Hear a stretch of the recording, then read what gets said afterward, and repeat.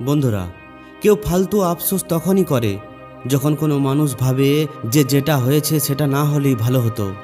যদি আর একটু চিন্তা ভাবনা করে দেখতাম, যদি অন্য কোনো উপায় খুঁজে দেখতাম, যদি অন্য কাউকে একবার জিজ্ঞাসা করে নিতাম, অথবা যদি একবার নিজেই আরও একটু সময় নিয়ে ভেবে দেখতাম, তাহলে আজ হয়তো এই ভুলটা হতো না। এইভাবে আফসোস করে কোনো লাভ নেই, কারণ আপনি অতীতকে পরিবর্তন করার চেষ্টা করছেন, আর আপনি হাজার চেষ্টা করলেও নিজের অতীতকে আর পরিবর্তন করতে পারবেন না। এই জন্য এই ধরনের আফসোস শুধুমাত্র চিন্তার জন্ম দেয়। অন্যদিকে আবার এই আফসোসই বড় কোনো কাজকে সম্পন্ন করতে পারে, যদি মানুষ এই ভুল থেকে শিক্ষা নিয়ে নিজেকে পরিবর্তন করার চেষ্টা করে। কারণ আপনি কোনো অতীত নন, আপনি এখনও পর্যন্ত অনেক বড় হয়ে ওঠেননি, আপনি হলেন আগামী দিনের ভবিষ্যৎ। এই জন্য যদি আপনি অতীতের ভুল থেকে শিক্ষা নিয়ে নিজেকে পরিবর্তন করতে পারেন, তাহলে এই আফসোসই একদিন আপনাকে অনেক বড় জায়গায় পৌঁছে দেবে। আজকের এই কাহিনীটির মাধ্যমে আমি আপনাকে এমন কয়েকটি পদ্ধতি বলতে চলেছি, যেগুলোর মাধ্যমে আপনি নিজের অতীতকে ভুলে আপনি নিজেকে একটি নতুন মানুষ হিসাবে তৈরি করতে পারেন। যারা নিজের ওপরেই সন্দেহ করেন, নিজের বিচারের মধ্যে বিভ্রান্ত হয়ে থাকেন, অতীতের ভুল, অতীতের কর্ম তাদের সবসময় বিরক্ত করতেই থাকে, তাদের জন্য এই পদ্ধতিগুলি খুবই গুরুত্বপূর্ণ হতে চলেছে। তো আসুন শুরু করা যাক। জীবনে 30 বছর কাজ করার পরেও যখন কোনো মানুষ তার কর্মের ফল পায় না, তখন সে ভেতর থেকে ভেঙে পড়ে। ঠিক এমনটাই একজন সন্ন্যাসীর সঙ্গে হয়েছিল। তিনি এই ভেবে সন্ন্যাস গ্রহণ করেছিলেন যে আমি সত্যের খোঁজ যে কোনো অবস্থায় করেই ছাড়ব। কিন্তু 30 বছর কেটে গেছে, এখনও পর্যন্ত তার নিজের মনের উপর কোনো নিয়ন্ত্রণ ছিল না। যখনই তার নজর সুন্দর মহিলাদের উপর পড়ত, তখনই তার মনের মধ্যে কামুক বিচার উৎপন্ন হতে শুরু করত। যখনই সে একা কোথাও বসত, তখনই তার মনের মধ্যে আফসোস হতো যে সে কেন সন্ন্যাসী হতে গেল। সেও অনেক ভালো অর্থ উপার্জন করতে পারত, একটি ভালো পরিবার, একটি ভালো ঘর বসাতে পারত, তারও স্ত্রী পুত্র হতো। কিন্তু এই সমস্ত সুখ ত্যাগ করে আমি কেন জঙ্গলে চলে এলাম? এই ধরনের বিচারের জন্য সে অনেক বেশি চিন্তিত হয়ে পড়েছিল। ছোট ছোট কথায় ক্রোধিত হয়ে ওঠা, কোনো সফল ব্যক্তিকে দেখে ভেতর থেকে জ্বলে ওঠা, এই ধরনের নানা প্রকারের বিচার তাকে সব সময় বিভ্রান্ত করতেই থাকত। আর এই বিচারের জন্য সে এত বেশি বিভ্রান্ত হয়ে পড়ে যে সে এখন আত্মহত্যা করার সিদ্ধান্ত নিয়ে নেয়। সে চাইলেও এখন তার পুরনো জীবনে ফিরে যেতে পারত না, কারণ সে সবার সামনে সন্ন্যাস ধর্ম গ্রহণ করেছিল। আর সন্ন্যাস আপন করার পর কোনো মানুষকে তার ঘর পরিবার সমস্ত কিছু পিছনে ছেড়ে আসতে হয়। সে একটি পাহাড়ের ওপরে গিয়ে দাঁড়ায় এবং তার মনের মধ্যে এখনও ওই বিচার চলতেই থাকে, আচ্ছা, যদি আমি আমার জীবনে সঠিক সিদ্ধান্ত নিতাম, যদি অন্য কোনো পদ্ধতি অবলম্বন করতাম, অন্য কোনো উপায় খুঁজতাম, তাহলে আজ আমাকে হয়তো আত্মহত্যা করার দরকার পড়তো না। সে ওই পাহাড় থেকে লাফ দিতেই যাবে। ঠিক তখনই ভাগ্যক্রমে সেখানে আরও একজন বৃদ্ধ সন্ন্যাসী পৌঁছে যায়। যখন তিনি এই সন্ন্যাসীকে ওই পাহাড়ের ওপরে দাঁড়িয়ে থাকতে দেখেন, তখন তিনি এটা বুঝে ফেলেন যে ব্যাপার কি। তখন এই বৃদ্ধ সন্ন্যাসী জোরে চেঁচিয়ে ওই যুবক সন্ন্যাসীকে বলেন যে যেখান থেকে ছেড়ে চলে যাচ্ছ সেখান থেকেই শুরু করতে হবে, একটু ভেবে নাও। ওই যুবক সন্ন্যাসী রেগে লাল হয়ে বলে, কেন? আমাকে সেখান থেকেই কেন শুরু করতে হবে? এবার আমি ওই ভুল করব না যেগুলো আমি আগে করে ফেলেছি। ওই যুবক সন্ন্যাসীর চোখ দিয়ে জল ঝরে পড়ে এবং সে আরও বলে যে মানছি আমি নিজের অজান্তে কিছু ভুল করে ফেলেছি, কিন্তু এমনটা নয় যে আমি ওই ভুলগুলিকে বারবার করব। ওই ভুল থেকে আমি অনেক বড় শিক্ষা পেয়েছি, কিন্তু দুঃখের বিষয় এটা হলো যে ওই ভুলগুলিকে আর ঠিক করা যাবে না। এটা শুনে ওই বৃদ্ধ সন্ন্যাসী জোরে জোরে হাসতে শুরু করেন, আকাশে বিদ্যুৎ চমকাতে শুরু করে। আর ওই বৃদ্ধ সন্ন্যাসী চেঁচিয়ে চেঁচিয়ে একটাই কথা বলতে থাকে যে অতীতের হওয়া ভুলকে কেউই শোধরাতে পারে না, কারণ কেটে যাওয়া সময় কখনোই ফিরে আসে না। ওই সমস্ত লোকেরা যারা ভাবে যে আমি অতীতকে বদলাতে পারবো, তারা মূর্খ হয়। তাদের থেকে বড় মূর্খ বোকা মানুষ এই দুনিয়াতে আর একটিও নেই। কারণ যখন তুমি সময়কেই ফিরিয়ে আনতে পারবে না, তখন তুমি তোমার অতীতকে কিভাবে বদলাতে পারবে? কিন্তু যারা বুদ্ধিমান ও জ্ঞানী মানুষ হন, তারা জানেন যে একজন ভালো ও অভিজ্ঞতা সম্পন্ন মানুষ হয়ে ওঠার জন্য ভুল করা কতটা জরুরি। এই ভুলের কারণেই শিক্ষা নিয়ে ভবিষ্যতে তুমি নিজেকে বদলাতে পারো, নিজেকে একটি ভালো মানুষ করে তুলতে পারো। যতক্ষণ না তুমি নিজের দুর্বলতার ব্যাপারে জানতে পারবে ততক্ষণ তুমি কিভাবে নিজেকে ভালো করে তুলতে পারবে। আর দুর্বলতা শুধুমাত্র ভুলের কারণেই জানতে পারা যায়। ওই সমস্ত মা বাবারা খুবই ভুল করে যারা নিজেদের বাচ্চাকে কখনোই ভুল করার সুযোগ দেয় না। জীবন হলো ওই যুদ্ধের একটি ময়দান, যেখানে একজন মানুষ ভুল করে করে নিজেকে একজন যোদ্ধা করে তোলে। আর যে ব্যক্তি এটা ভাবে যে আমি জীবনে কখনোই কোনো ভুল করবই না, তাহলে তার অর্থ এটা হলো যে সে জীবনের রণক্ষেত্রে অংশগ্রহণ করতেই চায় না। আর যে ব্যক্তি যুদ্ধের ময়দান থেকে পালিয়ে যায় তাকে কাপুরুষ বলে। এই সমস্ত লোকেরা নিজের অতীতের ভুলগুলির ভয়ে নতুন কিছু শুরুই করতে পারে না। জীবন হলো এগিয়ে চলার নাম। এগিয়ে চলতে থাকা মানুষ আছাড়ও খায়, কান্নাও করে, কিন্তু কখনোই থেমে যায় না।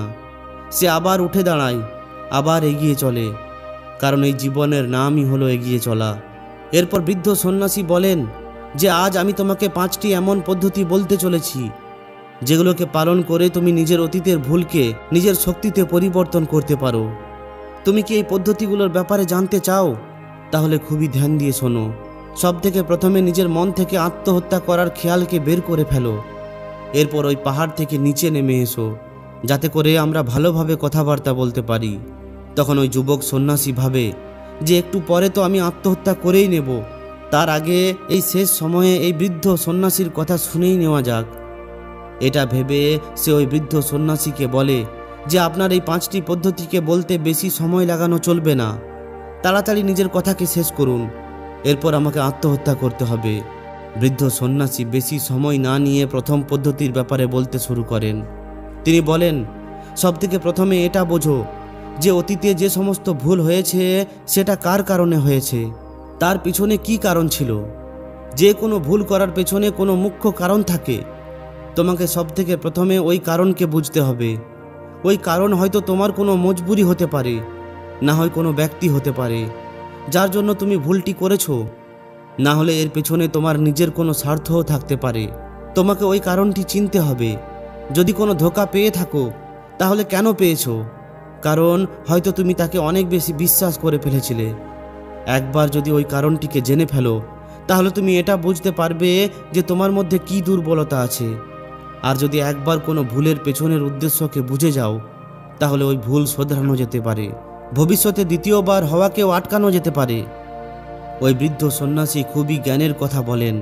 তিনি বলেন যে ভুল আমাদের দুঃখ দেয় না, দুঃখ আমরা তখনই পাই যখন আমরা ওই ভুলগুলিকে বারবার পুনরাবৃত্তি করি। যখন আমাদের এটা মনে হতে শুরু হয় যে আমরা হয়তো ওই ভুলগুলিকে শোধরাতে পারছি না, হয়তো আমাদের মধ্যে এতটা আত্মবল নেই যে আমরা ওই ভুল থেকে শিক্ষা নিয়ে তাকে শোধরাতে পারি। যখন আমাদের নিজেদের মধ্যে এই ব্যাপারটিকে নিয়ে সন্দেহ হতে শুরু হয় তখন আমাদের দুঃখ হয়। যদি একবার ভুল করে তার থেকে শিক্ষা নিয়ে নেওয়া যায় তাহলে বিশ্বাস করো জীবনে কোনো দুঃখই থাকবে না। এর জন্য আমাদের ওই ভুলের পিছনের কারণটা জানা অবশ্যই গুরুত্বপূর্ণ।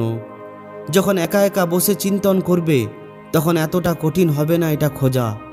আর যদি একবার ওই ভুলের পিছনের কারণ বুঝে যাও তাহলে এই দ্বিতীয় পদ্ধতিটি কাজে আসে। ভুলের পিছনের কারণ বোঝার পর নিজেকে এই প্রশ্নটি জিজ্ঞাসা করো যে এই ভুল করার আগে তুমি কেমন মানুষ ছিলে, আর এই ভুল করার পর তোমার মধ্যে কি পরিবর্তন এসেছে। তুমি কি নিজে ভুল থেকে শিক্ষা নিয়ে নিয়েছো, কি শিখতে পেরেছো এবং নিজের ব্যাপারে কি জানতে পেরেছো? ওই বৃদ্ধ সন্ন্যাসী বলেন, এই ধরনের প্রশ্ন নিজেকে জিজ্ঞাসা করার পর তুমি বুঝতে পারবে যে তোমার জীবনে নতুন একটা অভিজ্ঞতা জড়িয়ে গেছে। এই অনুভব জীবনে এগিয়ে যাওয়ার জন্য, নিজের বিকাশ করার জন্য খুবই দরকারি হয়ে ওঠে। কিছু লোকেরা ধোঁকা পায়, তখন তার এটা মনে হয় যে এতে তার কি ভুল ছিল, সে কেন ধোঁকা পেল। কিন্তু তুমি ধোঁকা তোমার সংবেদনশীলতার জন্যই পেয়ে থাকো। তুমি একটু বেশি সংবেদনশীল, অন্যের ভাবনাকে একটু বেশি বোঝো, এই জন্য তার উপর বিশ্বাস করে ফেলো আর তুমি ধোঁকা পেয়ে যাও। তাই তোমার সংবেদনশীলতাই তোমার ধোঁকার কারণ হয়ে ওঠে, আর এটাই তোমার মুখ্য ভুল। তাই এখন তুমি নিজের ভুলের কারণ বুঝতে পেরে গেছো। এই কারণ বোঝার পর তুমি নিজের ব্যাপারে নতুন কিছু জানলে যে তুমি অনেক বেশি সংবেদনশীল, তাই তুমি ধোঁকা পাও। যদি একবার তুমি নিজের ব্যাপারে নিরীক্ষণ করা শুরু করে দাও তাহলে তুমি নিজের ব্যাপারে অনেক অদ্ভুত কিছু ব্যাপার জানতে পারবে। তুমি নিজেই আশ্চর্য হয়ে পড়বে যে তুমি নিজেকে কতটা জানতে শুরু করে দিয়েছো। এই জন্য নিজেকে নিরীক্ষণ করা খুবই দরকারি হয়ে ওঠে। এরপর তৃতীয় পদ্ধতির মাধ্যমে আমরা সংকল্প নিই যে আমি ভবিষ্যতে কখনোই এই ভুলটি পুনরাবৃত্তি করব না, নতুন কোনো ভুল করব, নতুন কোনো শিক্ষা নেব, কিন্তু এই ভুলের কখনোই পুনরাবৃত্তি করব না। ওই বৃদ্ধ সন্ন্যাসী বলেন যে 3 ধরনের লোক আছে। এক, তারা যারা অন্যের ভুল থেকে শেখে। দ্বিতীয়, তারা যারা নিজেরাই ভুল করে আর নিজেদের ভুল থেকেই শেখে। এবং তৃতীয়, তারা যারা নিজেরা ভুল করতেই থাকে কিন্তু তার থেকে তারা কোনো কিছুই শিখতে পারে না। একটি নদীর ধর্ম হলো সে আলাদা আলাদা জায়গার ওপর দিয়ে পার হয়ে যাবে। যদি সে এক জায়গাতেই থেমে থাকে তাহলে তাকে কখনোই নদী বলা যাবে না। এইভাবেই আমাদের জীবনও নতুন নতুন ভুল করার জন্যই তৈরি হয়েছে। যে ভুলটি তুমি একবার করে ফেলবে তার ওপর তুমি দৃঢ় সংকল্প নিয়ে নাও যে তুমি নতুন কোনো ভুল করবে, কিন্তু এই ভুলটি দ্বিতীয়বার কখনোই করবে না। তবেই তুমি জীবনের প্রতি বুদ্ধিমান হয়ে উঠতে পারবে, বুদ্ধিমত্তার সঙ্গে নিজের জীবনকে কাটাতে পারবে। না হলে একটি পশুর জীবনের সঙ্গে তোমার জীবনের কোনো পার্থক্য থাকবে না। চতুর্থ পদ্ধতি বলতে গিয়ে ওই সন্ন্যাসী বলেন যে অনেকবার আমরা নিজেদের ভুলের ব্যাপারে আগের থেকেই অনুভব করতে পারি। ভুল হওয়ার আগেই আমরা বুঝতে পারি যে আমরা ভুল করতে চলেছি। এই জন্য যদি কোনো ভুল হওয়ার আগেই আপনি অনুভব করতে পারছেন তাহলে আপনি খুবই ভাগ্যবান, আর তখন আপনি ওই ভুল হওয়া থেকে নিজেকে আটকাতে পারেন। এই ব্রহ্মাণ্ড আমাদের সংকেত দেয়।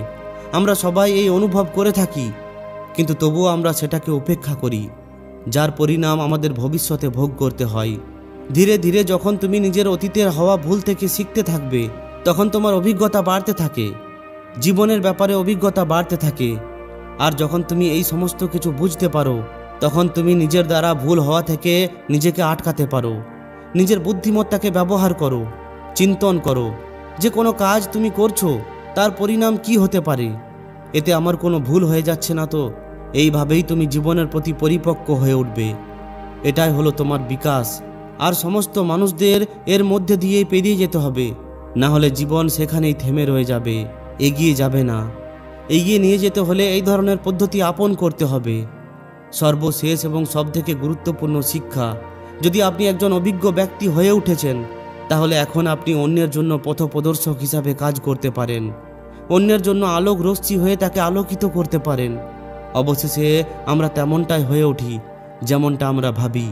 আর যখন আপনি অন্যের সাহায্য করার ব্যাপারে ভাবেন তখন ধীরে ধীরে আপনি নিজেই একজন ভালো মানুষ হয়ে ওঠেন। তখন এই প্রকৃতিও আপনাকে সাহায্য করতে থাকে, এই ব্রহ্মাণ্ড আপনাকে রাস্তা দেখায়। আর যখন আপনি মানব জাতির কল্যাণ করার কর্মে লেগে পড়েন তখন সেটা শাস্ত্রে সবথেকে শ্রেষ্ঠ কাজ হিসাবে মানা হয়। এর থেকে শ্রেষ্ঠ কাজ আর হতেই পারে না। যে সমস্ত মানুষ সমস্ত জীবজন্তু এবং মানব জাতির কল্যাণের ব্যাপারে ভাবে, এই ধরনের মানুষ পরমাত্মার সমতুল্য হয়ে ওঠে। তার মনের মধ্যে করুণা ও প্রেম উৎপন্ন হতে শুরু করে।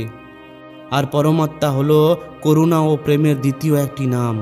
এই সমস্ত উপদেশ শুনে ওই যুবক সন্ন্যাসী ওই বৃদ্ধ সন্ন্যাসীর চরণে লুটিয়ে পড়ে আর বলে যে আপনার দ্বারা জীবনকে সার্থক ও নির্মল করে দেওয়ার মতো জ্ঞান পেয়ে আমি খুবই কৃতজ্ঞ। তার চোখ দিয়ে ধন্যবাদের ফলস্বরূপ জল ঝরে পড়তে শুরু করে। এরপর ওই 2 সন্ন্যাসী নিজের নিজের আশ্রমে ফিরে আসেন। তো বন্ধুরা, যদি ভিডিওটি ভালো লাগে তাহলে অবশ্যই একটি লাইক ও শেয়ার করে দিন। আর যদি এই ধরনেরই শিক্ষামূলক ভিডিও আরও পেতে চান তাহলে আমাদের এই চ্যানেলটিকে অবশ্যই সাবস্ক্রাইব করে নিন। ধন্যবাদ।